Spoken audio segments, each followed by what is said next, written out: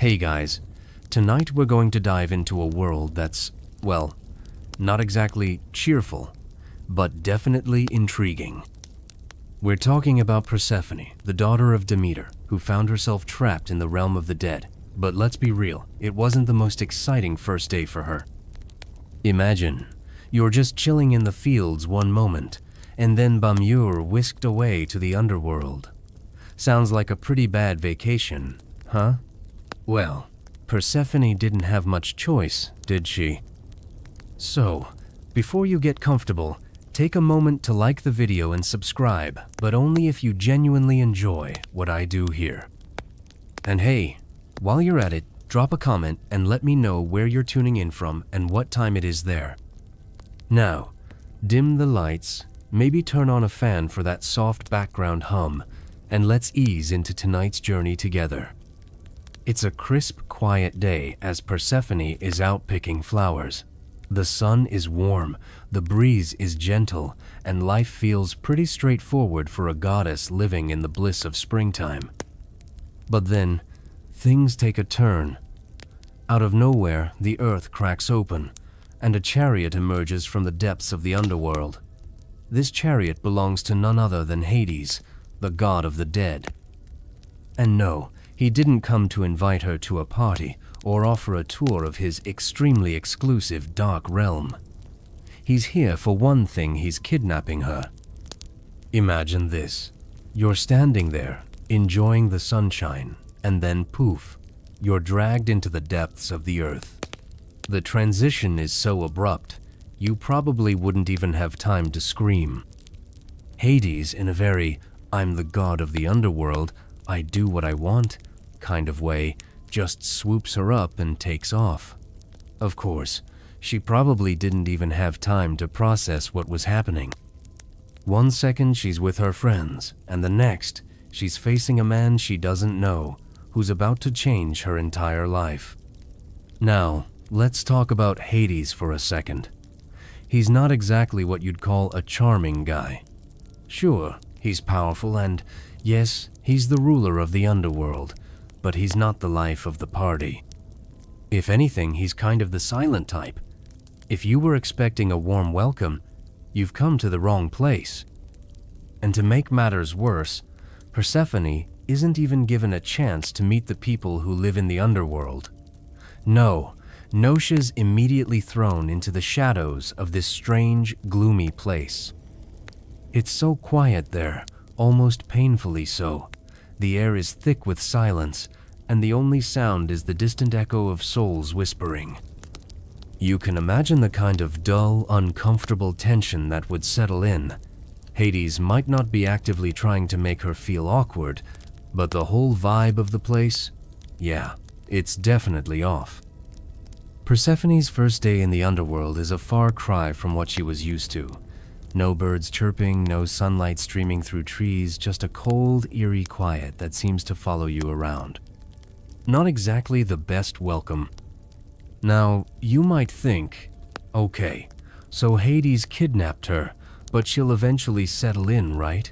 Well, it's not that simple. The underworld, after all, isn't exactly a place where you unpack and make yourself at home. There are no cozy blankets, no comfy chairs, and no Netflix to help pass the time. For someone who's used to the vibrant, colorful world above, the stark contrast is jarring. Persephone is alone, with nothing but the chill of the underworld and its strange, dim atmosphere to keep her company. But before you think it's all doom and gloom, let's take a pause and remember that the story of Persephone is far from ordinary. For one, no one really knows exactly why Hades chose her. Sure, she was beautiful, but there are various interpretations of why she caught his eye. Some say it was because he wanted to steal her away and keep her by his side forever, while others suggest that it was more of a fateful moment, something that had to happen to bring balance between life and death. Historians still argue over this one, but the one thing we can all agree on is that Persephone didn't get much say in the matter. Talk about a messed up first day on the job. But let's back up for a moment and look at the bigger picture. Hades isn't just some random kidnapper. He's one of the three main gods, along with Zeus and Poseidon, who rule the heavens, the seas, and the underworld. His realm is not just a dreary, dark place for the dead, it's actually a place of transformation. Souls go there to be judged, and new things are born from it, like new stories, new relationships, and, yes, new powers. So, while Persephone's first day in the underworld may have been a bit of a nightmare, it's also the start of something important. The question remains, though, how would Persephone ever find a way to adjust to this strange new life? How would she get used to the quiet, the shadows, and the constant reminder that she wasn't free anymore? We'll find out in the next part of the story, but for now, just imagine what it would be like to be in her shoes. The excitement of the world above all gone, replaced by the cold grip of the underworld, where silence and mystery reign. You're now stuck in a place where time feels like it's standing still, and the air is thick with the scent of dust and forgotten souls. It's not exactly the luxury vacation you might have dreamed about, is it? But this is Persephone's new reality. She's in the underworld, and unless something major happens, she's going to be stuck here for a long time, maybe forever. Hades, for all his power, doesn't seem interested in small talk. He doesn't even give her a proper tour. Nope, he just kind of leaves her to wander this dreary world, wondering if she'll ever see the sunlight again. Now, at first, you might think, okay, sure, Hades isn't the best host, but at least she has some company, right? Well, not really. The underworld isn't exactly a social gathering. There's no friendly chatter or, hey, how was your day? No, Persephone's only company is a bunch of souls that can't exactly hold a conversation. And these souls, they're not like the friendly ghosts in movies, they're more like an endless, echoing hum of sadness and longing. Not exactly the kind of people you'd want to hang out with when you're already feeling a bit down. And then there's the matter of Hades' cold shoulder. If you've ever been in a relationship where you feel like someone's not paying attention to you, then you can kind of imagine what Persephone's going through. Hades isn't exactly the romantic type. He's the god of the dead, and that means his idea of fun isn't about candlelit dinners or spontaneous picnics. In fact, he's pretty much the opposite of spontaneous. Persephone probably thought that things would get better once they settled in, but instead, she's faced with an eerie silence and a very distant husband who's too busy ruling the underworld to give her the time of day. There's this one small detail, though. Hades, for all his stoic demeanor, isn't completely heartless. He does, from time to time, attempt to make Persephone comfortable in his own, rather unusual way. In a world where nothing grows, he presents her with a garden. Not just any garden, though this one is unlike anything you've ever seen before. The plants aren't like regular plants. They're strange and eerie, with glowing, translucent petals that seem to shift and change in the dim light. It's the closest thing Persephone has to beauty in this dismal place. A small mercy, but not enough to make up for the isolation. Imagine you're Persephone. You're in a strange land, alone, with only these odd, ghostly flowers for company. You walk through the garden, the eerie glow lighting your path, but you still feel the emptiness of the world around you. The garden might be beautiful in its own way, but it's also a reminder that there's nothing here like the world you came from. No fresh air, no breeze, no warmth of the sun. It's as if you're walking through a dream you didn't sign up for. Still, she tries to make the best of it. What else can you do when you're stuck in a place like that? Persephone might not have had much choice in her current situation, but she could try to make a life for herself within the limitations of the underworld. She begins to notice the little things. The way the souls move, the odd whispers in the air, and the strange songs that echo through the cavernous halls.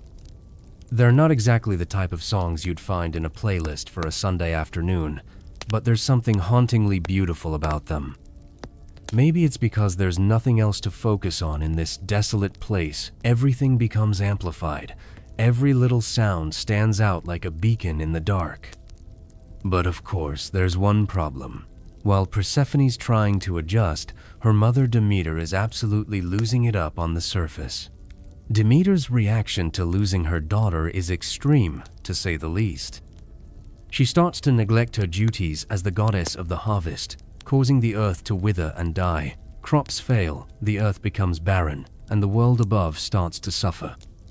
It's a sad sight, really Demeter's grief turning into a literal famine that spreads throughout the world. It's almost like watching someone slowly lose control of the one thing they loved the most, and the consequences are felt everywhere. And it's in these moments of grief that Persephone realizes something. Her absence has disrupted not just her life, but the world itself. Her mother's sorrow is having an impact on everything, and that makes Persephone feel even more isolated. It's like being stuck in a room full of echoes, each one reminding her of how far she is from the life she once knew. She's no longer just Persephone, the goddess of spring. She's the missing piece of the puzzle that's causing chaos above. But the thing is, Hades doesn't seem particularly moved by this. He's content in his kingdom, ruling over the dead, and doesn't really understand her, doesn't seem to care that Persephone is the key to the balance of life above. He's just, well, him. And that's where things get complicated. Persephone isn't just someone to sit quietly in a garden. She's a goddess of life, and the underworld, for all its strange beauty, can't be her home. So, what's next for Persephone? Will she get used to the gloom? Will Hades finally make an effort to connect with her? And what about Demeter? Will the world above ever be the same again? There's still so much to uncover, but for now, you get the sense that things are about to take a dramatic turn. By now, Persephone has spent what feels like an eternity in the underworld. The garden, as lovely as it is in its eerie way, doesn't make up for the overwhelming sense of isolation she feels. Hades, her husband, still keeps his distance, and Persephone's longing for her old life is only growing stronger. You can almost picture her pacing the dim, quiet halls of their palace, staring at the distant shadows that stretch along the walls. There's a world above her that she can no longer touch, and each passing day feels like a new layer of grief added to the heavy burden she already carries. But as we all know, time works in mysterious ways. The longer Persephone stays in the underworld, the more she begins to change. The underworld has a way of shifting things. It has this peculiar ability to transform its inhabitants, to shape them into something different than they were when they first arrived.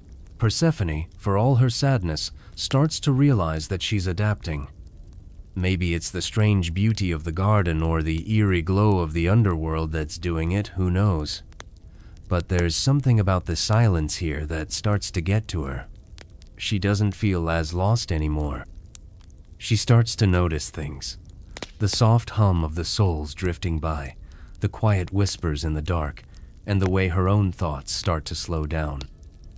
It's almost as if the underworld itself is teaching her to be still, and stillness, after all, is something she's never known before. The strange part is, she doesn't exactly hate it. It's not that she loves it, either, but it's different. It's a new kind of peace-zone she never would have imagined before she came here. She starts to understand the underworld in a way she never thought possible. The souls, the dark corridors, the eerie silence, all of it becomes familiar. She's beginning to carve out a space for herself in this shadowy kingdom. It's not home, but it's a place she can exist in. Slowly but surely, she's finding a rhythm in this eerie stillness. But then, of course, there's the looming reality that she can't stay here forever. Persephone is still, at her core, the goddess of spring, the personification of life and growth. And the underworld, as fascinating as it may be, is not where she truly belongs. The time is coming when her fate will take yet another turn, one that will either pull her back to the world above or cement her place in the underworld for good. Meanwhile, up above, Demeter is still in mourning. Her grief hasn't waned, and the world is paying the price. Plants wither, animals fall ill, and the earth starts to feel like a hollow shell of its former self. The once bountiful lands of Greece are now barren, and people are starving. The skies are heavy with the sorrow of a mother who has lost her child. There's nothing left for Demeter to hold on to except the memory of her daughter, and it's starting to wear on her. She refuses to let go. She stops caring about the harvest, and the seasons stop changing.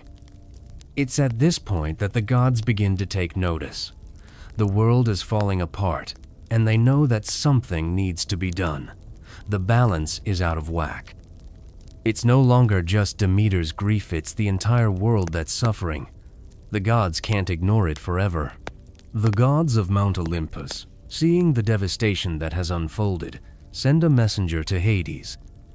They demand that he release Persephone and return her to her mother. But here's the catch. Persephone has eaten the seeds of a pomegranate while she was in the underworld. The pomegranate is symbolic. It's a fruit that binds its eater to the underworld. So, as much as Persephone wants to go home, she's bound by a promise she never intended to make. It's a strange twist of Phaeton that she didn't see coming, and one that now holds her in place. The gods argue. They demand that Persephone return to the world above, but they also understand the power of the pomegranate. They negotiate, and it's decided that Persephone will spend part of the year in the underworld and part of the year above. She's caught between two worlds, the realm of the dead and the realm of the living. She's forever tied to both, never fully belonging to either. And just like that, the seasons begin to change again.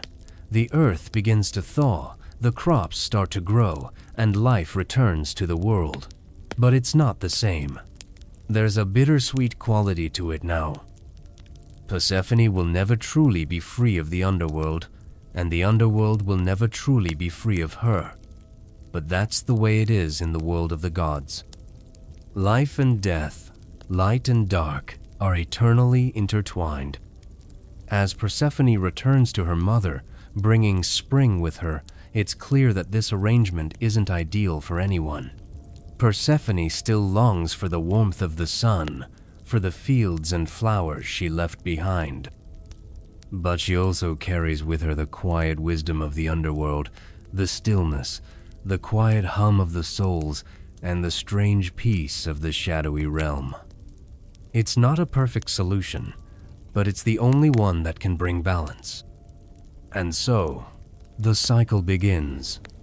Persephone spends half the year in the underworld and the other half on Earth, bringing life and growth wherever she goes. Each year she returns to the underworld, and each year the Earth falls into winter. It's a cycle of life and death, of growth and decay that has continued for centuries. But despite the inevitable sorrow that comes with it, Persephone has found a strange kind of peace in her dual existence. Perhaps, in the end, that's what the gods were trying to teach her all along, to find balance in the midst of chaos, to embrace both light and darkness, and to understand that life is a cycle that never truly ends. It's a quiet evening as Persephone returns to the underworld. The sun has just begun to set on the world above, and there's a cool breeze in the air, nothing like the warmth of the fields she's left behind. There's a strange weight in her chest, a mixture of relief and sadness. She's spent half the year above, basking in the warmth of the sun and reconnecting with her mother, Demeter. But now, as she descends back into the underworld, she can't help but feel the pull of both worlds. It's like trying to fit two puzzle pieces together that were never meant to. Phaeton, part of her belongs in the vibrant, lively world of spring, while the other is rooted in the stillness and darkness of the underworld. As Persephone makes her way back into the darkened halls of the underworld, she is greeted by the familiar silence. The souls drift by, their faces a blur of sorrow and longing, while the air grows thick with the weight of forgotten memories. The glowing garden, once a source of strange comfort, seems more distant now. It's not that she doesn't appreciate its beauty, but it's become a reminder of the life she's left behind, a life she can never fully return to. Hades, as usual, is distant. He doesn't greet her with the warmth of a loving husband. There's no joy in his eyes when she enters his domain. To him, Persephone's return is just another cycle, another year of their strange arrangement. He's not angry, not sad, just indifferent. It's a part of the deal after all. Persephone knows that she is his queen for 6 months out of the year, but when the time comes for her to leave, he doesn't exactly put up a fight. There's no warm embrace, no promises of better days. It's just the way it is. You might think, well, that's a pretty bleak relationship, don't you think? And you'd be right. It's not a romantic partnership by any stretch of the imagination. But in the world of gods, things aren't always what they seem. Hades' indifference might just be his way of showing respect for Persephone's power, or perhaps it's simply his way of coping with a situation that he never asked for either. After all, this wasn't exactly how he imagined his life would play out. He's the ruler of the Underworld, a solitary figure, and now he's sharing his domain with a goddess who belongs to another world. As Persephone settles back into the quiet rhythm of the Underworld, she begins to notice the changes in herself. The stillness that once felt oppressive now feels oddly familiar, even comforting. She begins to embrace the darkness, the silence, and the slow passage of time. It's almost as if the Underworld is teaching her how to be present in a way that she never could be when she was above. Up on the surface, life was always in motion. There was always something to do, somewhere to go. But in the Underworld, time moves differently. It's slower, more deliberate. And while that may sound like a nightmare to some, to Persephone, it's become a strange kind of peace. But there's still the question of whether she will ever find true happiness in the Underworld. The more she settles in, the more she wonders if she's meant to be here or if she's just learning to adapt to her circumstances. After all, her time in the Underworld was never her choice. It was thrust upon her, and while she has made the best of it, part of her still longs for the world above. She misses the sun on her skin, the sound of birds singing in the trees, and the laughter of people enjoying life. Yet, there's also a new sense of purpose. Persephone's role as queen of the Underworld has become a part of her identity. She governs the souls of the dead, watching over them as they pass into the afterlife. She's no longer just the goddess of spring. She's the goddess of both life and death, of the balance that exists between the two. It's a strange, paradoxical existence. She is both the bringer of life and the ruler of death. And though she still feels the weight of her dual existence, there's something empowering about it. She is both light and darkness. Life and death, she embodies the very cycles that govern the world. Meanwhile, up above, Demeter still mourns for her daughter. Every year, when Persephone returns to the Underworld, Demeter falls into a deep sorrow. The earth grows cold, crops die, and the world is plunged into winter. But when Persephone returns in the spring, Demeter's heart is filled with joy, and the world blossoms anew. It's a bittersweet cycle that continues year after year, and while it's not perfect, it's the only way to maintain the balance of life and death. And as Persephone settles into her role in the Underworld, she begins to understand something. Maybe this is her purpose. Maybe the Underworld is where she was always meant to be. It's not a happy ending, but it's a peaceful one. She has found a place for herself in both worlds, and that, in itself, is enough. It's not about finding perfection, it's about finding balance. And in the end, that's what the gods have always sought. Balance between life and death, light and dark, joy and sorrow. Persephone may never be completely content, but she has learned to embrace the cycles of existence, knowing that both light and dark are necessary for life to continue. As you sit with this thought, imagine what it would be like to have to live between two worlds, constantly torn between two different versions of yourself. That's Persephone's reality now. But in her acceptance of it, there's a quiet kind of peace zone that we can all find, even in the darkest of times. Another cycle begins, as Persephone descends into the underworld once more, her steps slow and deliberate. This time, there's less of a dramatic shift in her heart. She's no longer caught off guard by the quiet. The cold silence of the underworld is now something she's familiar with, even comforted by. If you've ever had that feeling of coming back home after a long journey, you might understand her sense of, well, almost relief. The underworld, strange and foreboding as it may be, has become the place where she knows how to exist. It's no longer the terrifying unknown that it was when she first arrived. The first time Persephone returned here, she was confused and frightened. She didn't understand how she could be expected to live in a place like this, so far removed from the warmth of life above. But now, there's a sense of knowing in her heart. She's not just Persephone, the goddess of spring anymore. She's the queen of the dead. She's a ruler in a place where life is absent, but where influence still thrives. She's learned to carry herself with a certain grace, an authority that the souls of the underworld respect. It's almost as though the underworld itself has shaped her into something new, something stronger. You can imagine her walking through the dark halls of the palace now, no longer a passive participant in her fate. She's the one who makes the decisions here.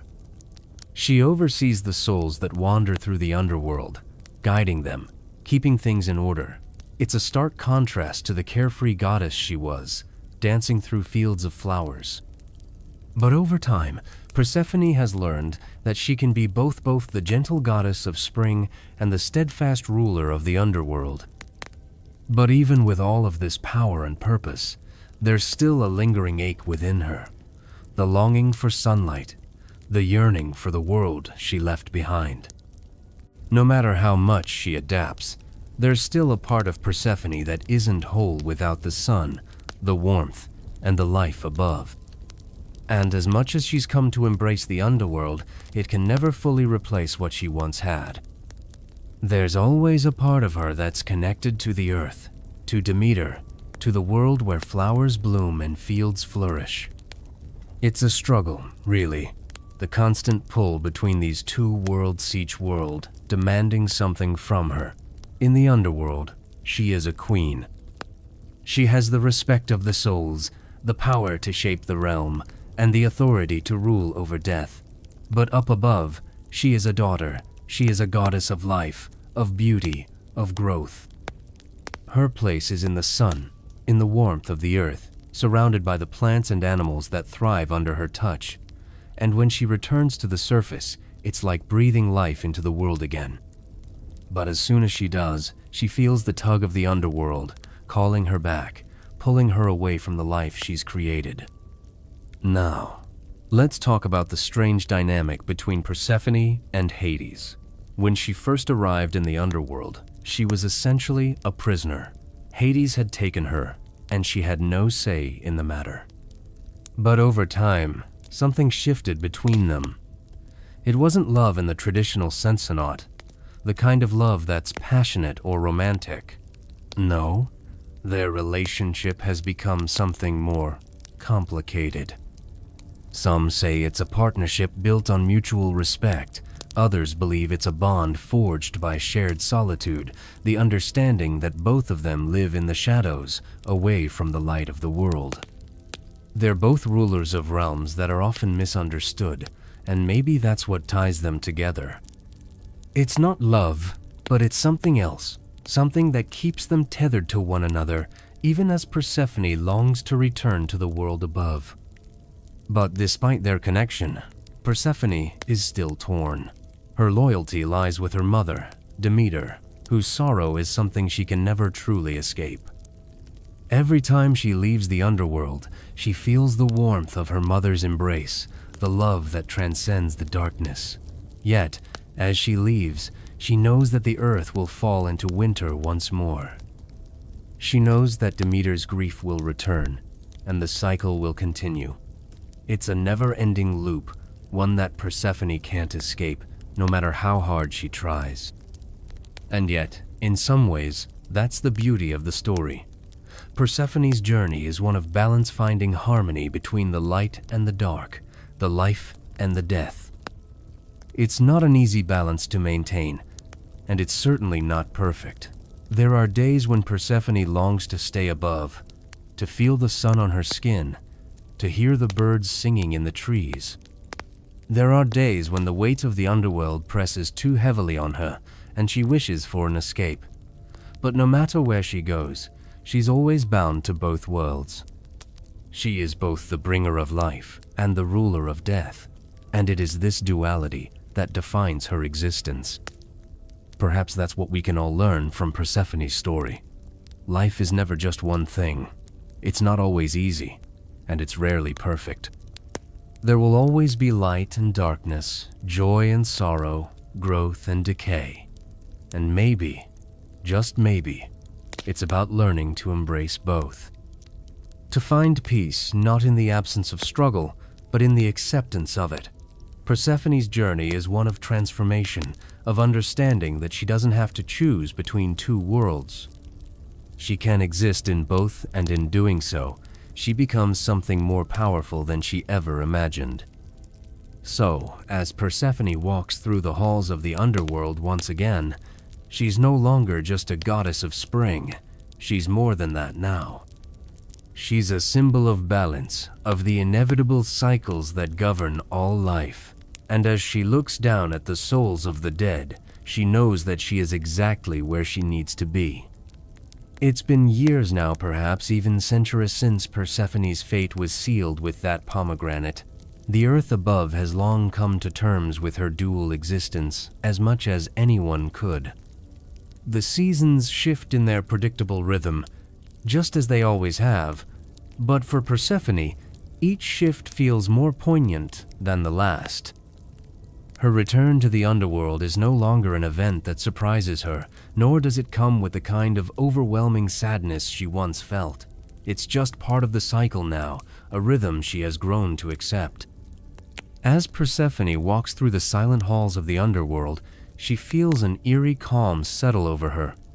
The shadows, once so foreign and ominous, now feel like old friends. She knows the whispers of the souls, the quiet rustle of their passing, like the back of her hand. The souls themselves have become less of an enigma to her, less of a tragedy. She knows them now, their stories, their regrets, their longings. She is their guide, their queen, and for better or worse, this is where she belongs.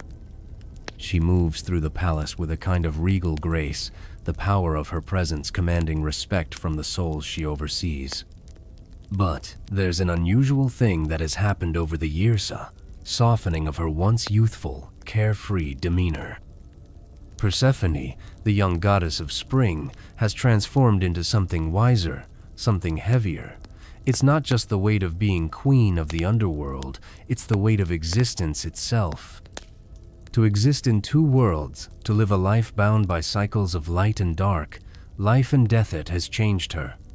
In the underworld, she finds a certain peace, yes. But it's a peace born from the understanding that everything has its time. In the underworld, Persephone can finally confront the complexities of life and death. She watches over the souls, guiding them, listening to their regrets, and sometimes offering what little comfort she can. She's become more than just a goddess of life, she's a bridge between worlds. She knows that death is not an end, but a continuation, a transition. It's something that we all must face, and it's in the underworld that Persephone begins to understand it, not with fear, but with acceptance. Yet, despite the wisdom she's gained, Persephone can't entirely forget her connection to the world of the living. When she leaves the underworld to reunite with Demeter during the spring, the burst of life that floods through her feels like a breath of fresh air. The sun on her skin, the smell of fresh flowers in the air, it's as if she's being reborn every year. She can't deny it. There's something deeply fulfilling about returning to the world she once knew, the world where flowers bloom, animals frolic, and life carries on in its wild, untamed beauty. But even during these brief reunions with the surface world, Persephone knows that she's not the same. The world above no longer feels like a simple escape. It's more like a temporary reprieve from the reality she faces in the underworld.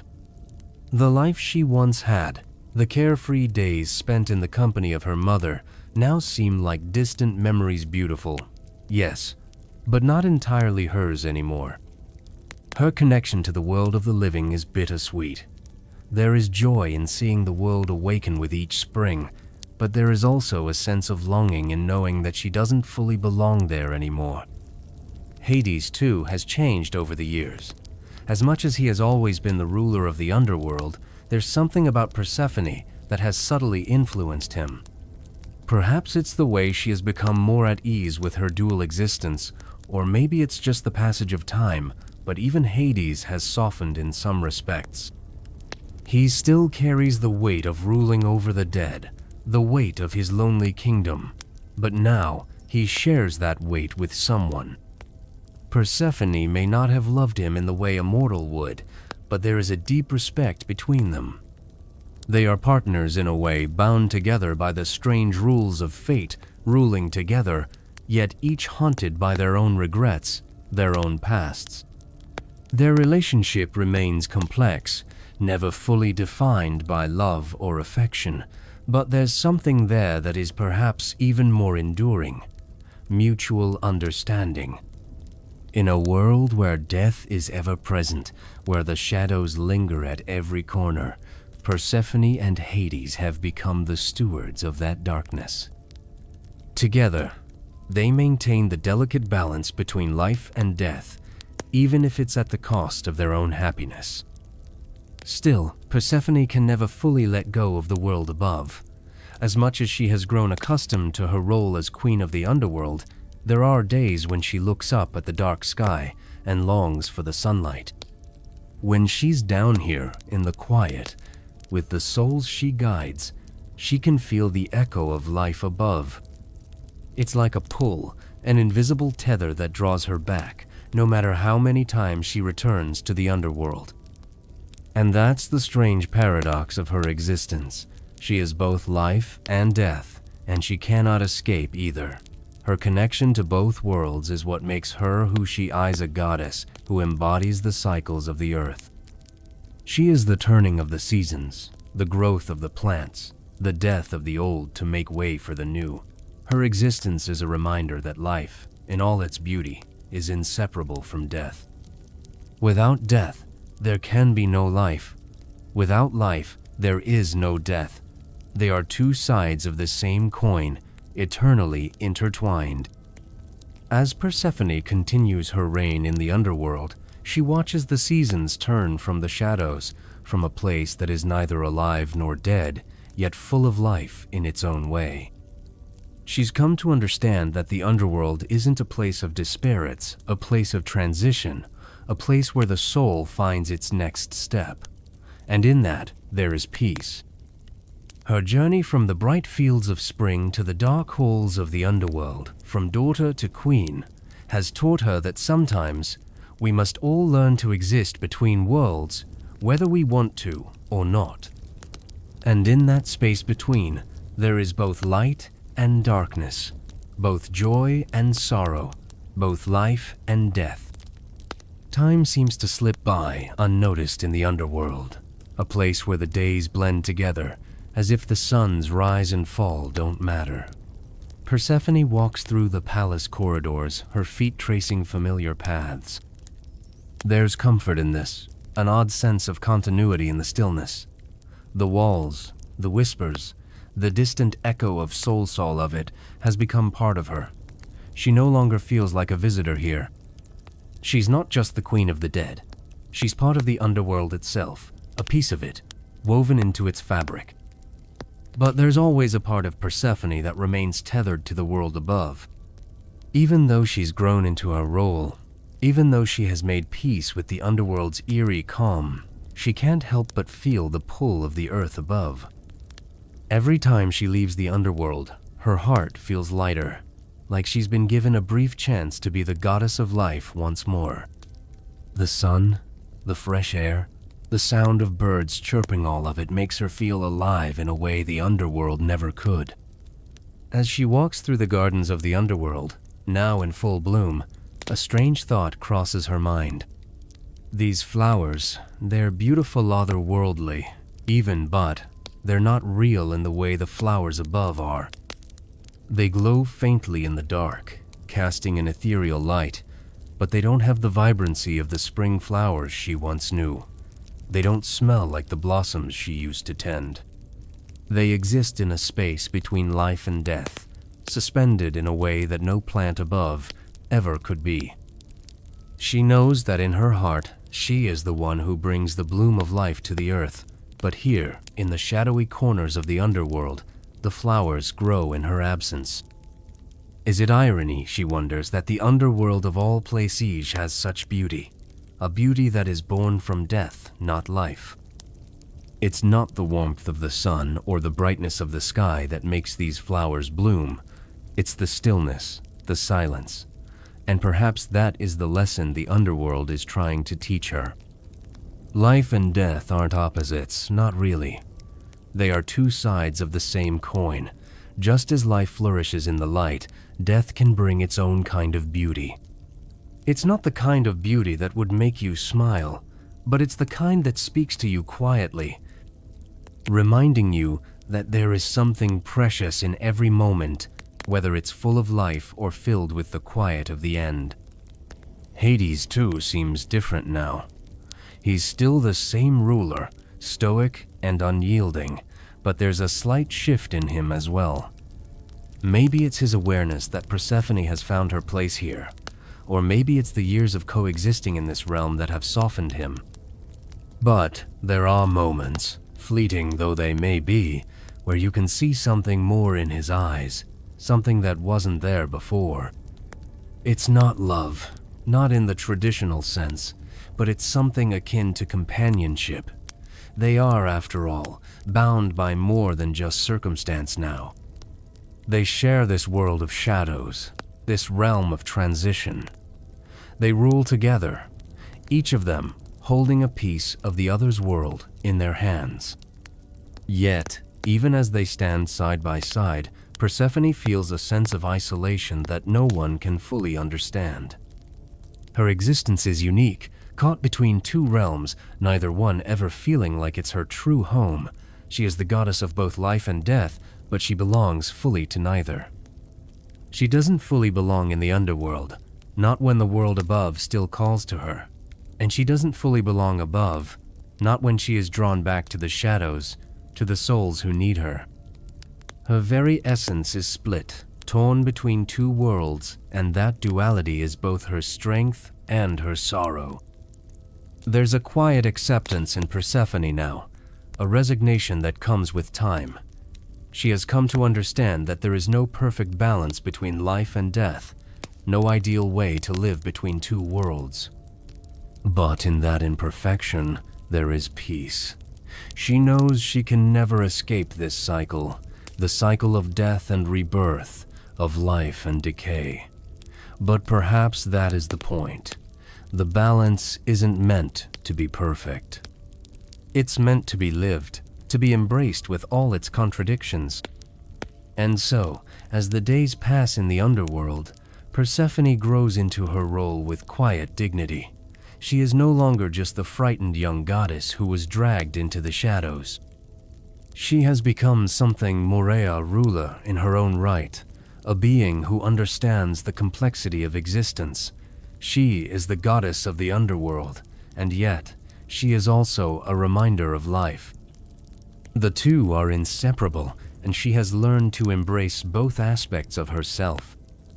But there's still the question of whether she will ever find a way to feel truly at home in either world, Will she always be caught in this cycle of longing, of always wanting what she can't have? It's a question that doesn't have an easy answer, but perhaps the answer lies in the very nature of the cycle itself. Perhaps it's not about finding a place where she can fully belong. It's about finding peace with the places she inhabits and understanding that each place has something to offer. In the underworld, Persephone has found power. She has found purpose, and when she returns to the surface, she brings life with her. Both worlds are necessary for the other to exist. Life and death are not opposites, they are partners, each giving the other meaning. And in that, Persephone has found her place, not just as a goddess, but as a symbol of the eternal cycles that govern us all. The underworld, once a place of dread and isolation, has become something else for Persephone. She no longer walks its shadowed halls with hesitation or fear. Now, her steps echo with a quiet certainty. This is her domain as much as it is Hades's, and over the years she has learned to navigate its quiet depths with the same grace and poise she once reserved for the flowers in the spring. But even as she rules over the souls who drift through this shadowy realm, there's a part of her that feels the weight of the seasons pressing down on her. There's a strange pull in the air, a tug at her heart that she can't ignore, no matter how many years pass. It's the call of life, the pull of the sun, the warmth of the earth, the promise of renewal. It's a force that calls her back to the surface, back to Demeter, back to the spring that she brings to life with every return. It's as if, no matter how long she spends in the underworld, her essence is always linked to the land of the living. She is both the bringer of death and the goddess of life, and the tension between these two identities is ever present. And yet, Persephone can't help but wonder, is this truly her fate? To forever live between two worlds, never fully belonging to either. It's a thought that lingers with her, quietly nagging at her heart. She knows she will never truly escape the underworld, nor can she ever remain in the world above for too long. There's a fragile balance between them, one that must be maintained. If she stays in one world too long, the other will suffer. The earth will wither without her, and the underworld will grow darker without her presence. In this eternal cycle, she is both needed and lost, needed by the world above, needed by the realm below. But as much as Persephone feels the burden of her dual existence, there's a part of her that understands the necessity of it. The underworld is not a place of despair, it is a place of transition, of rebirth. It is where souls are cleansed, where they are prepared to move on to the next phase of existence. It's a place where endings and beginnings coexist, where death is not the end, but a part of a greater cycle. And as the queen of this realm, Persephone plays a vital role in that process. Without her, the balance would tip. Without her, there would be no spring, no renewal. The earth would be locked in an eternal winter, a frozen wasteland with no hope of new life. It's a responsibility that she has come to accept, though it's not one she would have chosen. It's a strange thing to be both a giver of life and a keeper of death. But Persephone has come to realize that these two forces are not so different. Life cannot exist without death, and death cannot exist without life. They are two sides of the same coin, forever intertwined. And it is this duality that defines her, shapes her, and gives her the power to bring about change. But there are days, especially during the colder months, when the weight of this dual existence becomes almost too much to bear. As Persephone walks through the underworld's darkened halls, she sometimes feels a deep sense of longing, an ache for the life she once knew. The bright fields, the buzzing bees, the song of birds in the morning, those are things that belong to her. They are a part of who she is. And yet, when she returns to the earth, there is always a sense of sadness in her heart, a quiet understanding that she can never stay for long. Her relationship with Demeter has evolved over the years. The goddess of the harvest has learned to live with the bittersweet nature of Persephone's comings and goings. Each year, when Persephone returns to the surface, Demeter's heart fills with joy, and the earth blooms in response. But when Persephone returns to the underworld, Demeter's sorrow deepens, and the earth grows cold. It's a painful cycle, one that has never been easy for either of them. But it is also a cycle that cannot be broken. In some ways, Persephone feels that she has become a symbol of this very cycle. Her life is a dance between two worlds, two realms that are always in motion. And yet, despite the sadness that comes with her departures, there is beauty in the cycle itself.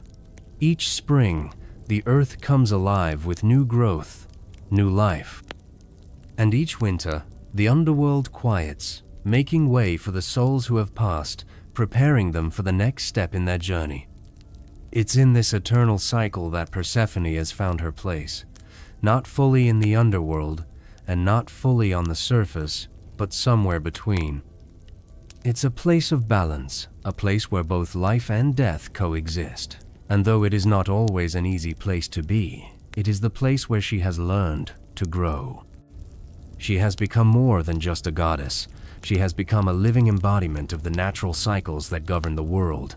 She is life and death, light and dark, all wrapped up in one eternal existence. And perhaps Persephone reflects, that is enough. She may never find a way to belong entirely to one world, but perhaps that is the point. She is not meant to belong anywhere, for she is everywhere. She is the change that comes with the seasons, the quiet transition from one phase to the next. She is the keeper of life and death, a reminder that both are necessary for the world to continue. Without her, there would be no spring, no renewal, no rebirth. Without her, the cycle would break. In the end, Persephone has come to understand that this is her purpose, to be both the beginning and the end, the life and the death. It is a heavy burden, yes, but it is also a privilege. To be the keeper of the cycles of life and death is a responsibility unlike any other. And as Persephone walks through the underworld, ready to return to the world above, she knows that she is exactly where she needs to be, both here and there, always in motion, always part of the eternal dance. The years have passed, and yet the cycle remains unchanged. Persephone's life continues to unfold in the rhythm of the seasons, each one blending into the next. She is the link between life and death, the goddess who is both part of the earth's bloom and the ruler of the underworld's quiet. There is something profoundly grounding in this understanding, the idea that she does not belong to one world but is instead the thread that ties them together, weaving life and death into a cohesive whole. But every now and then, as Persephone walks through the darkened halls of the underworld, she feels the weight of her dual existence more acutely than usual. The silence in this place can be overwhelming, even after all these years. The souls, ever drifting, whisper their regrets, their lost dreams, but they do not speak to her as they once did. Their voices have become background noise, their presence almost a part of the landscape of her thoughts. Persephone knows them now, understands their sorrow, and yet there are moments when she feels a deep loneliness, a quiet yearning for something more. As much as she has grown to accept her role in the underworld, there are times when she cannot shake the feeling that she is missing something. It's not the bright light of the sun, nor the green fields and fresh blooms of spring. Those things, she knows, are not hers to keep. But there is something else, a deeper longing, a desire for connection that transcends her duty. Even in the company of the souls, even by Hades' side, there is a part of her that remains untouched by the world around her. She wonders in those moments if this will always be her fate, to be the bridge between two worlds, yet never fully belonging to either. The underworld is her home in a way, but it's also not. It's a place where she is a queen, yes, but it's a place of shadows, where nothing grows and everything is still. The surface, on the other hand, is where she was born to reign, but it's also a world that she cannot stay in for too long without causing imbalance. It's a constant push and pull, a delicate dance between two opposing forces, and sometimes it feels like she's spinning, trying to find her footing. And yet, Persephone knows that this is not a fate she can escape. The underworld will always be there, a part of her story, just as the earth above will always call her back. Her life is tied to both, and neither can exist without her. When she is in the underworld, life in the world above is put on hold. When she is on the surface, the underworld grows colder, darker, and emptier. It's a precarious balance, one that must be maintained at all costs. As she walks along the shadowed paths, Persephone reflects on the changes she has undergone over the years. Once, she had been a young goddess, carefree and innocent, with no understanding of the weight of her responsibilities. But now, she has grown wiser, more attuned to the cycles of the earth and the afterlife. She is not the same person she was when she was first taken by Hades. She is more grounded, more aware of her role, and more connected to the world than she ever thought possible. But with this growth has come a realization. She is not just a goddess of spring. She is not just a ruler of the dead. She is both. Her very existence is a balance, a delicate harmony between two worlds that must coexist. She cannot deny one part of herself, nor can she ignore the other. She is the embodiment of the seasons, of the cycle of life and death, and she has learned to embrace both sides of her identity. There are times when this acceptance is easier than others. There are moments when Persephone feels like she is in perfect harmony with the universe, when the seasons change and everything feels right in the world. But there are also moments when the burden of this dual existence becomes too heavy to bear, when the weight of her responsibilities pulls her in different directions and she feels as though she is being torn apart. These moments are rare, but they still come, and when they do, Persephone finds solace in the one constant that has always been with her, the cycle itself. The cycle of life and death, of growth and decay, is the one thing that cannot be undone. It is a force of nature, an unstoppable rhythm that moves through the world and through Persephone herself. It is the essence of who she is, and it is what keeps her going, even on the days when she feels like she is losing herself. It's strange, isn't it, to think that one life, one existence can hold so much. Persephone has learned to live with the duality of her being, to understand that she is both the goddess of life and the ruler of death. She is the spring and the winter, the dawn and the dusk. She is the embodiment of the cycles that govern the earth, and in that there is both power and vulnerability. As Persephone stands at the edge of the underworld, gazing out over the dark expanse of the realm, she feels a moment of stillness wash over her. The souls have quieted, the whispers fading into the background as if the world itself is holding its breath. It is in these rare moments of silence that Persephone feels the full weight of her responsibility, the weight of everything she has become, and yet, in that stillness, she also finds peace. She knows that the seasons will continue to turn. She will continue to return to the surface, bringing with her the warmth and life of spring. And when she returns to the underworld, the cold will return, and the souls will wait for her guidance. Life and death, light and darkness, they will always be intertwined, and Persephone will always be the one to hold them together. This is her purpose, her destiny, to live between two worlds, to embody both life and death, and to ensure that the cycle continues, no matter the cost. The underworld is quiet once more, and Persephone stands at the gates of the realm she rules. She surveys the dark expanse, her thoughts drifting between worlds. There is a subtle beauty in the stillness that surrounds her.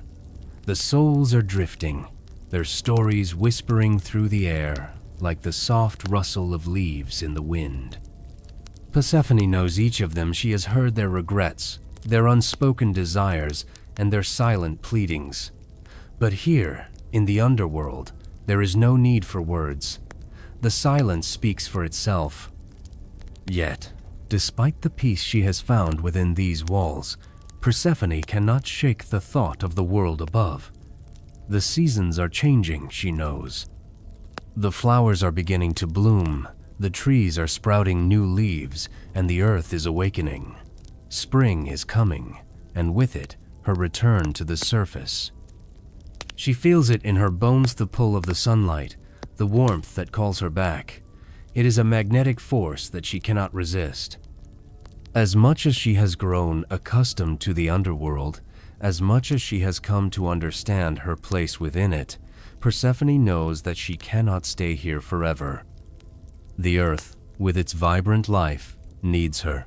Demeter, too, waits for her return, her heart filled with longing for the daughter who is never truly gone, but never fully present.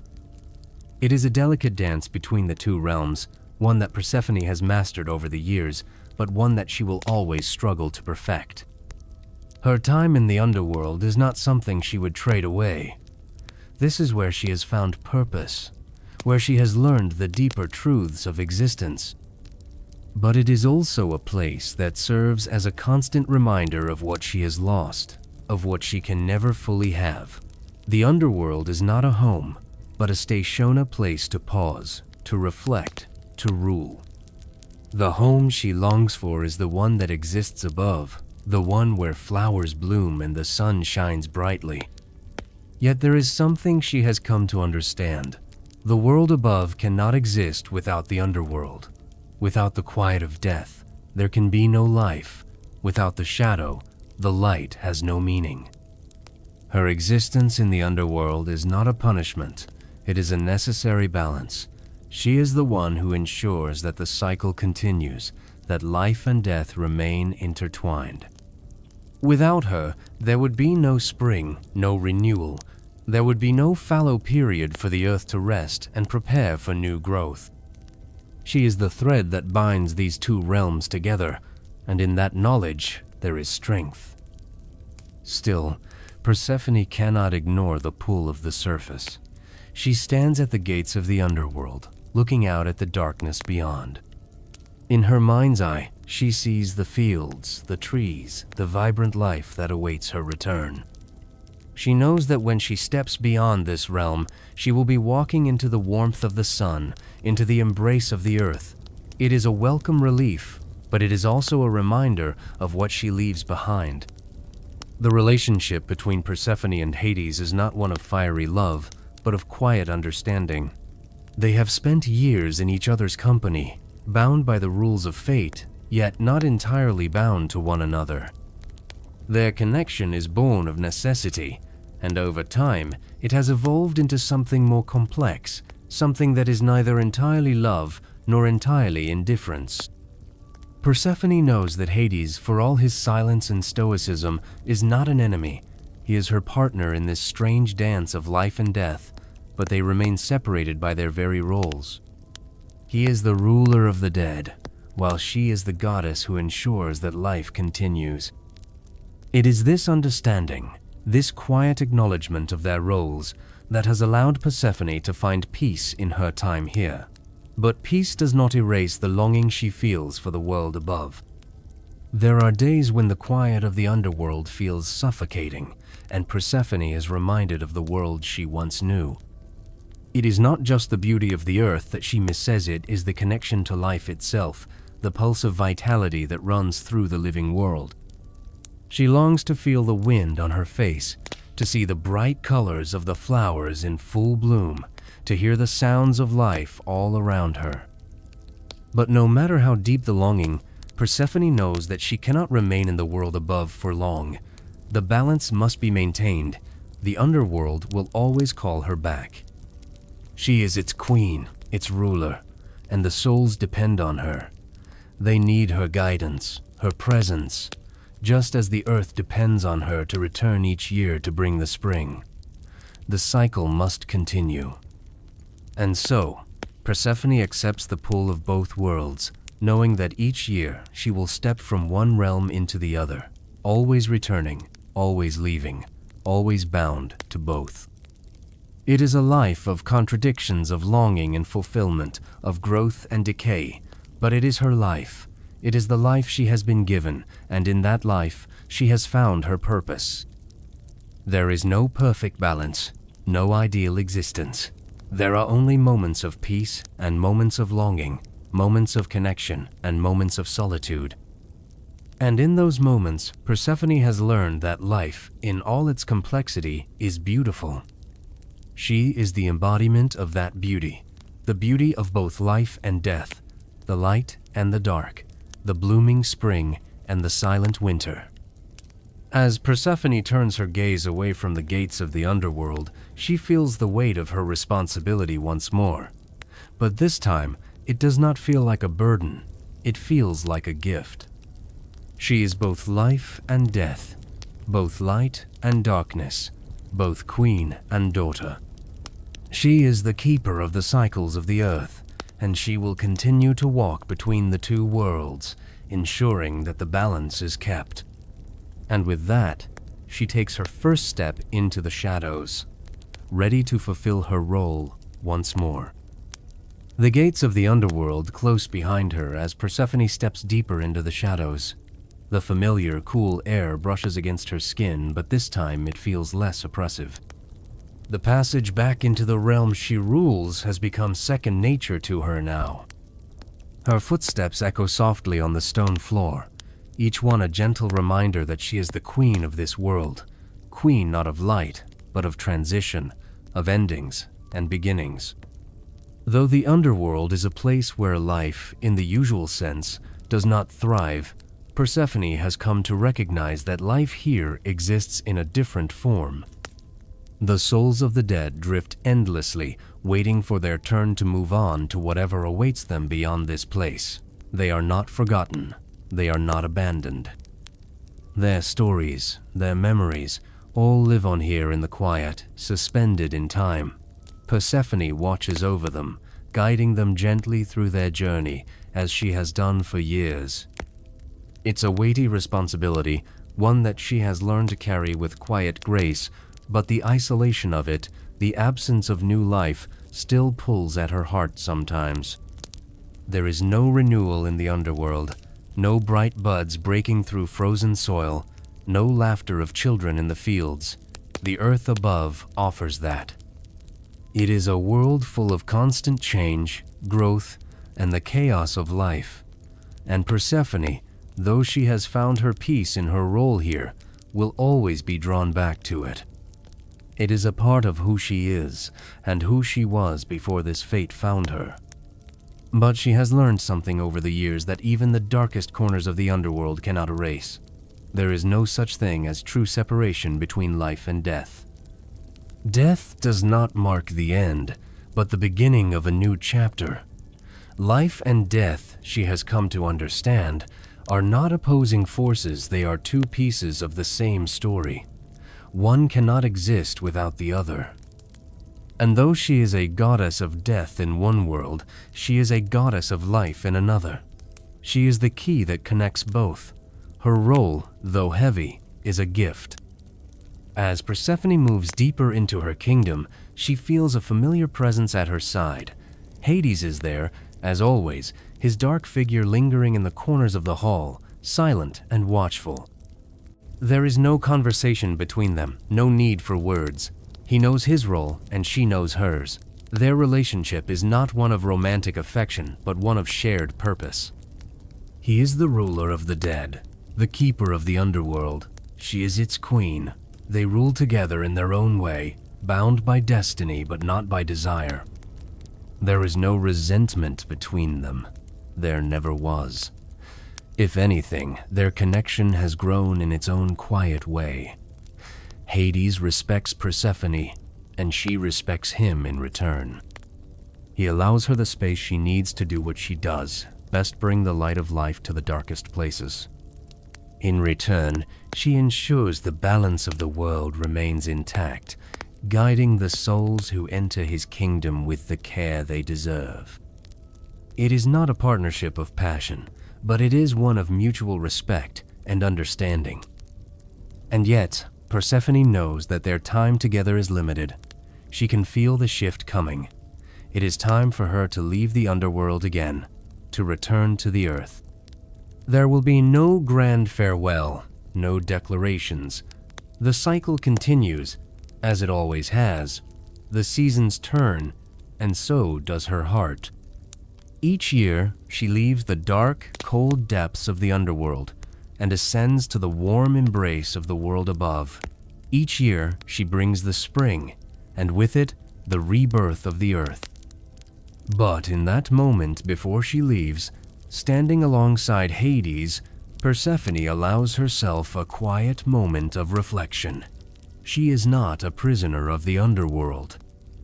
She is its queen, and her time here is as valuable as her time above.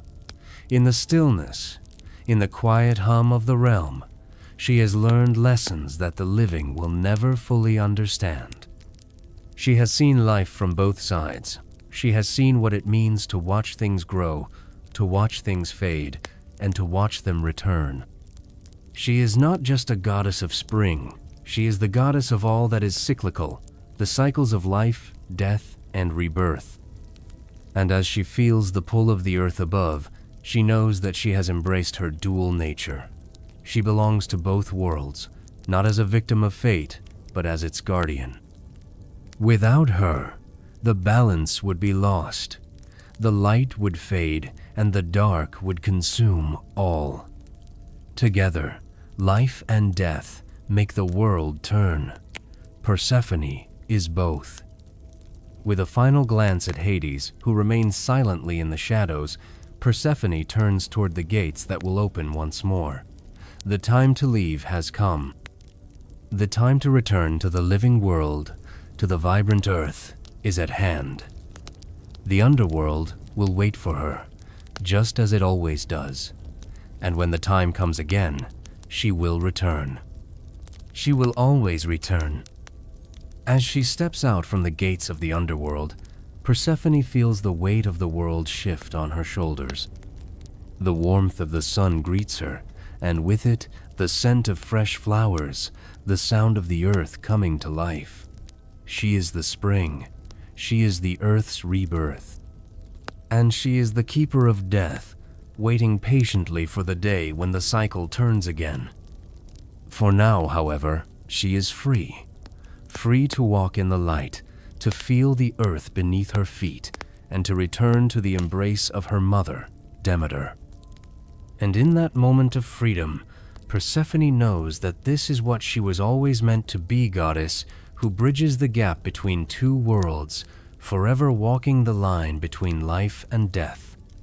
The sun is warm on her skin as Persephone steps into the light, her long journey from the depths of the underworld slowly fading into the shadows behind her.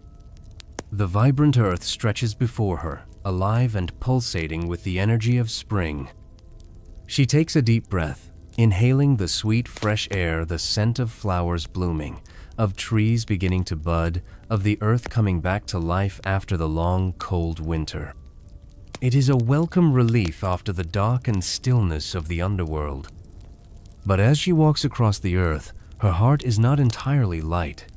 There is always a sense of bittersweetness that accompanies her return. She feels the tug of the underworld, the silent call of the souls who wait for her, the cold, dark expanse that she must one day return to. The pull is not a heavy one. It is simply a reminder that her existence is bound to both worlds. No matter how much she longs for the warmth of the surface world, there will always be a part of her that belongs to the shadows below. As Persephone walks across the earth, the familiar landscape of flowers, trees, and fields seems more vibrant than ever. She can see the work of her own hands, the blossoming flowers, the fruit beginning to grow on the trees, the lush greenery that spreads across the land. Each step she takes is a blessing to the earth, a gift of life to the world she once knew. She is the goddess of spring, of life, and for now, she is free to bask in that role, to walk through the world she was born to influence. But there is something deeper at play here, something Persephone has come to realize. Her role in the world is not just to bring life, she is also its guardian. The cycles of the earth, the turning of the seasons, the ebb and flow of life and death, she is the one who holds them together. Without her, the world would fall out of balance. Death would overwhelm life, and life would lose its meaning. She is the keeper of the cycle, the one who ensures that the earth continues to turn, the one who makes sure that death gives way to rebirth and that rebirth leads to death.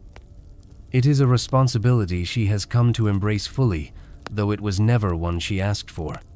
When she was taken to the underworld, Persephone could not have known the true weight of her fate. She could not have foreseen how deeply it would change her, how it would shape her into something more than just the goddess of spring. She has become both the life-giver and the ruler of death, the one who guides souls to their final resting place and the one who ensures that life continues to flourish above. But there are moments when she feels the weight of this responsibility more than others. As she watches the earth come to life, she cannot ignore the undercurrent of sorrow that pulls at her heart. The moment she leaves, the earth will begin its descent into winter again.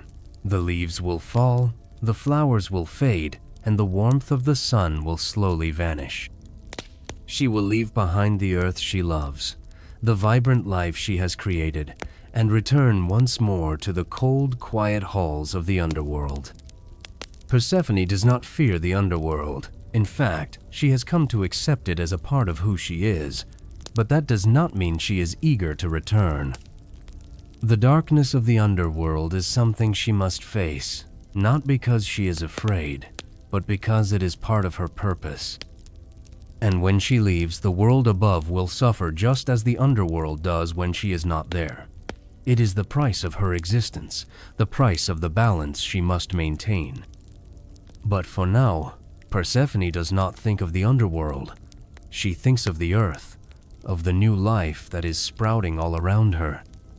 The trees are alive with the sounds of birds, the flowers are swaying gently in the breeze, and the world is filled with possibility.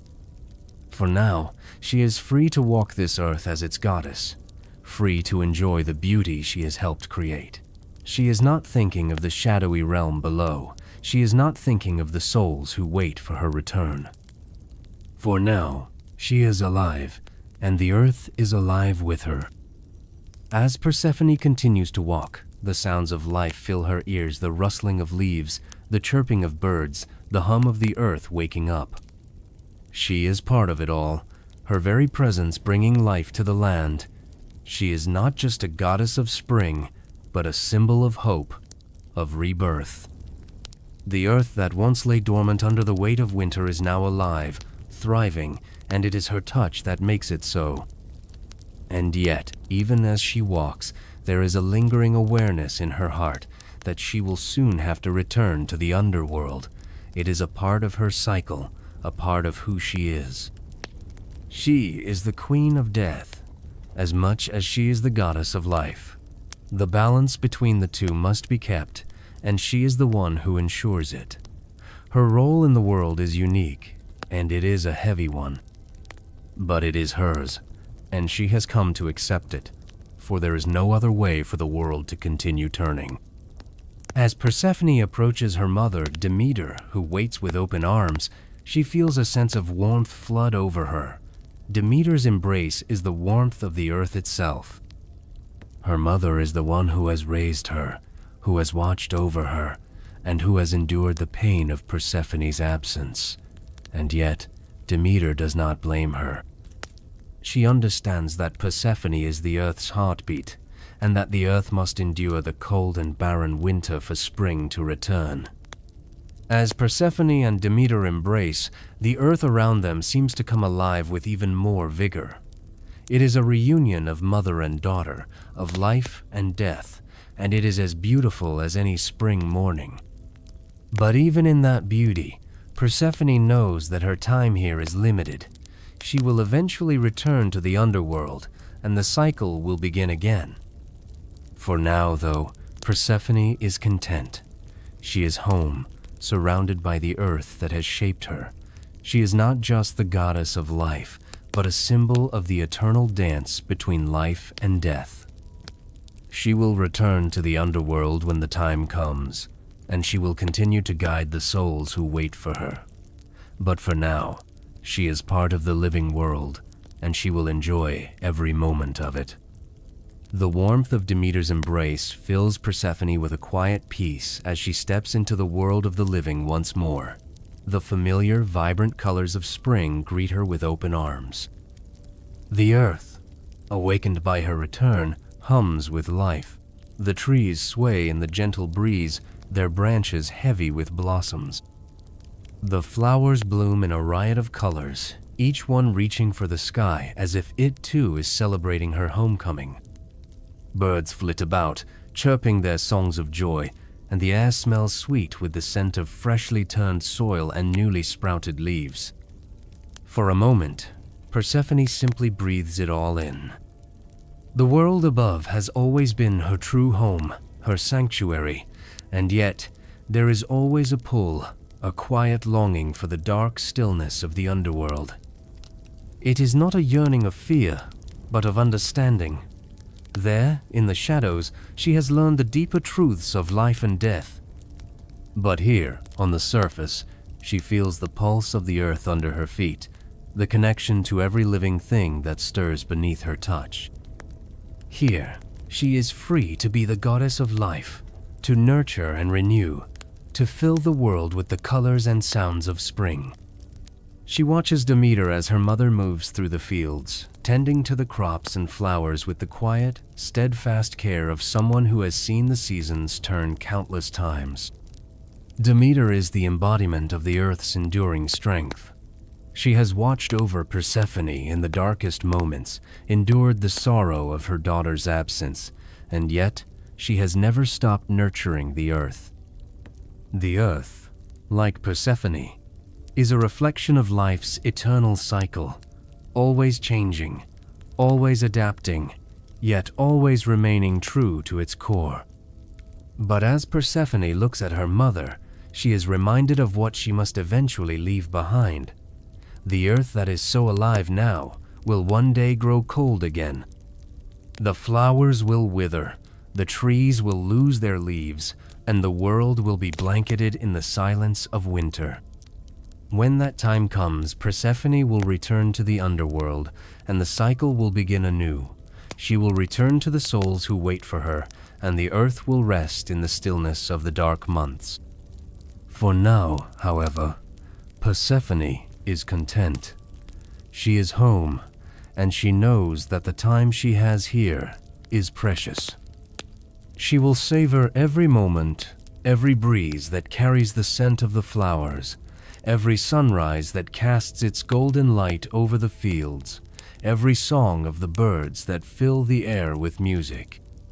These moments are fleeting, but they are hers to cherish. The earth will not always be in bloom, and the sun will not always shine. But for now, she is free to revel in the beauty of the world she helps to create. As she walks through the fields with Demeter, she thinks of the underworld, of the souls who wait for her, of the silent halls and the endless expanse of shadow. It is a place of transition, a place where life gives way to death and death makes way for life. It is a place of stillness, of rest, and of change. And though Persephone has come to accept her role as queen of the underworld, she knows that her true home is here, among the living, in the world she has helped to shape. But she also knows that the underworld will always be waiting for her, just as it waits for all who pass from the realm of the living to the realm of the dead. It is not a place to fear, but to understand. It is the balance to the world above, the necessary counterpart to the cycle of life. Without death, there can be no life, and without life, there is no death. The two are bound together in an eternal dance, a dance that Persephone will always be a part of. The earth around her stirs, and Persephone feels a quiet joy in the knowledge that, for now, the world is as it should be. She is where she is needed most. The sun is high in the sky, the flowers bloom, and the world is full of promise. She watches Demeter smile as she tends to the earth, and in that smile, Persephone sees the beauty of the seasons, the beauty of life. But as the day passes and the sun begins to dip below the horizon, Persephone knows that her time here is finite. The earth will not stay in bloom forever. The world must eventually give way to winter, to silence, to the underworld's waiting embrace. And when that time comes, Persephone will return, just as she always does. The cycle will turn, and the earth will rest, ready to awaken once again when she comes back to breathe life into it. For now, though, she enjoys the warmth of the earth beneath her feet, the song of the birds in the trees, and the laughter of children running through the fields. She is the goddess of spring, of rebirth, and of life, and as long as she is here, she will fill the world with the promise of new beginnings, with the joy of growth and renewal. The cycle is not just a reminder of what must come, it is also a celebration of what is. Persephone has learned that life is not just about the passing of time, but about embracing the moments in between the moments when the earth is alive, when the flowers bloom, and when the sun shines bright. These moments are fleeting, but they are beautiful. And for now, Persephone will savor every single one. The days stretch out before Persephone like a vibrant tapestry, the earth bathed in the warmth of the sun, the promise of life unfolding in every direction. Each morning, as she walks through the fields with Demeter, the beauty of the world above is as familiar as the rhythm of the seasons. The flowers bloom in every color imaginable, the grass sways in the breeze, and the air is thick with the scent of renewal. Every time she steps on the earth's soil, she is reminded of the great responsibility she carries, the sacred duty that ties her to both the living and the dead. There's a serenity that comes with being here, with feeling the pulse of life in the world around her. Persephone takes her time now, no longer rushing to fulfill a role or duty, but allowing herself to be present in the moment, to feel the earth's heartbeat beneath her feet. She is both the keeper of life and its nurturer, but even as she revels in the beauty of spring, the pull of the underworld remains a constant undercurrent to her thoughts. Though the days are bright and warm, Persephone cannot ignore the fact that the time for her return to the underworld will come. She knows it. She feels it in her bones. The earth, though vibrant and alive now, will eventually begin its descent into winter. The flowers will fade, the trees will shed their leaves, and the cold winds will blow through the barren fields. It's not a question of if, but when. And when that time comes, Persephone will leave this world behind once again, descending into the realm of shadows to fulfill her role as queen of the dead. Yet, for all that she knows the inevitable is coming, there is no sorrow in her heart, not yet. It is simply the nature of her existence. Life and death are two sides of the same coin, and she has come to accept that one cannot exist without the other. There is no spring without winter, no light without darkness. Her role in both worlds is not one of choice, it is a part of who she is. She is the bridge between the two, ensuring the delicate balance between them is maintained. As she walks beside Demeter, Persephone reflects on how far she has come since the first time she was taken by Hades to the underworld. At that time, she had been terrified, lost in a world she did not understand, separated from everything she knew. But over the years, she has learned to navigate both worlds, to understand her place in the greater cycle of life. She has learned that life and death are not enemies, they are companions, bound together in an eternal dance. She is both the bringer of spring and the ruler of the underworld. And in this moment, with the sun high above her and the earth beneath her feet, Persephone realizes that she has grown into her role. She has come to understand that her existence is not a burden, but a gift. She is the one who ensures that life continues, even in the face of death, and she is the one who ushers the souls of the dead through the quiet halls of the underworld. Her role is not always easy, but it is necessary. The world around her, so alive and full of energy, is a constant reminder of why she must return to the underworld. For without the dead, there can be no life. Without the underworld's quiet, there can be no spring. The balance must be maintained. And as she watches the sun set over the horizon, painting the sky with shades of pink and gold, Persephone knows that she is a part of something greater than herself. She is a keeper of the balance, a steward of both life and death. In the distance, the dark mountains that border the underworld seem to call to her. The winds shift, carrying with them the faintest scent of the shadows that await her. It is a subtle reminder that her time in the world above is limited, but there is no sense of dread in her heart, no resistance. She knows that when the time comes, she will return to the underworld, just as she always does. And in doing so, she will bring life to the souls who wait for her, guiding them through the dark corridors with the same grace and care she has always shown. Her journey between the two realms is not one of sorrow or fear, but of duty and understanding. Persephone has learned that there is beauty in the darkness, that death is not something to fear, but something to honor. It is a transition, a moment of quiet rest before the cycle of life begins again. And it is in this understanding that she has found peace. For now, though, Persephone enjoys the warmth of the earth beneath her feet, the softness of the breeze on her skin, and the love of her mother, Demeter. The earth is alive with possibility, and Persephone is alive with it. She is part of it all, the earth, the sky, the seasoned sand. She is the keeper of all that is. Life and death are intertwined, and Persephone is the one who makes sure that the cycles continue. As the night falls and the stars begin to twinkle in the sky, Persephone takes one last look at the world around her.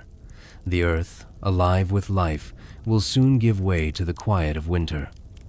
But even in that silence, there is beauty. The earth will rest, and in time, it will awaken again. It is a promise that Persephone carries with her as she walks through the fields, her heart at peace with the knowledge that she is the one who ensures that this cycle will never end. The days have grown shorter as Persephone continues to walk the earth she loves so much. The light of spring is beginning to fade, and there is a subtle shift in the air.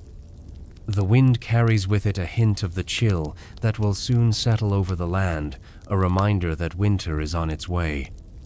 The leaves on the trees, once a vibrant green, are now turning shades of amber and gold, and the flowers that once bloomed in bright clusters are slowly wilting, their petals falling to the ground. It is the time of change, the time when life begins to give way to death, when the world prepares for the quiet slumber of winter. Yet, even as the earth prepares to rest, Persephone feels a deep sense of peace. There is no fear in her heart, no resistance to the coming shift. She has walked this path countless times, and she knows the cycle well. Life gives way to death, and death gives way to life. It is an eternal dance, one that she has learned to embrace fully.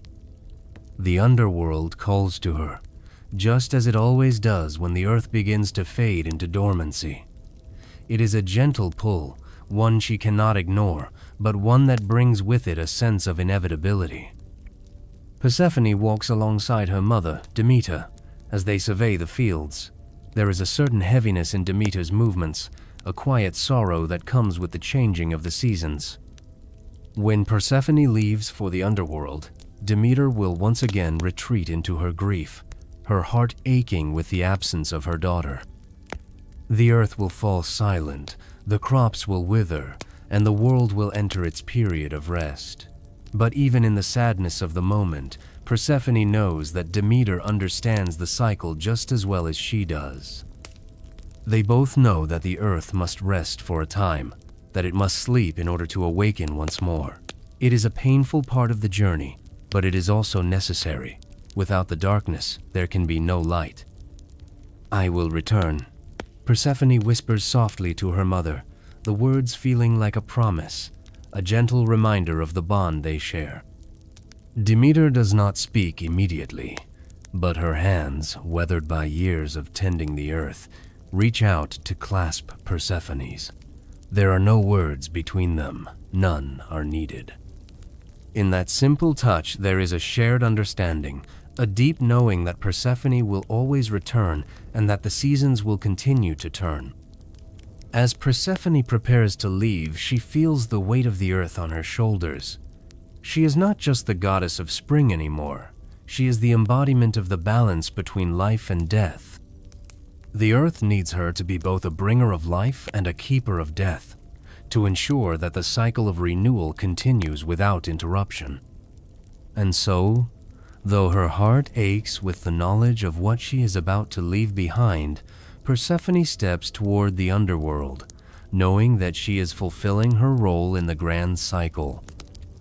The gates of the underworld open slowly as Persephone approaches, the darkness beyond calling to her with a quiet familiarity.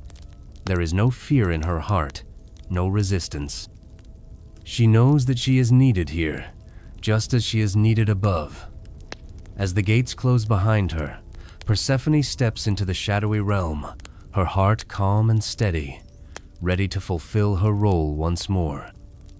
In the underworld, the souls wait for her, as they always do.